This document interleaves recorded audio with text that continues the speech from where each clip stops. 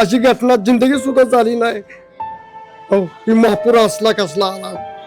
खाऊ शकतो पण आता महिना झाला आम्ही घरी, आम्ही काय करायचं आणि खायचं. जेवढं होतं तेवढं वर्षाचं धान्य किंवा सासून ठेवलेलं ते पाण्यात गेलं वाहून. आम्ही आता काय खायचं? काय काय आणलं घरात देताना? काय ना हाताचे पांघरून सुद्धा आणण्यात बघ, काय ना अंगाचं एवढं झालं. पण एवढ्या प्रमाणात पाणी येईल असं अपेक्षाच नव्हती.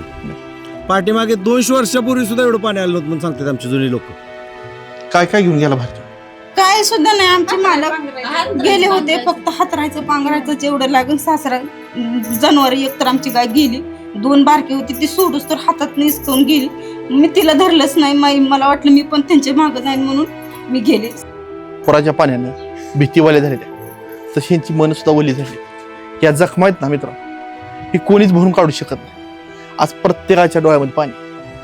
हे पाणी पुसायला सरकार येणार नाही ना कुठली यंत्रणा.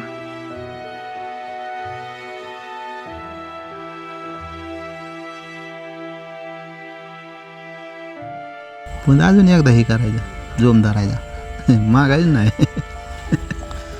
हा महाराष्ट्रातला शेतकरी मित्रांनो. मागायची काय गरज आहे?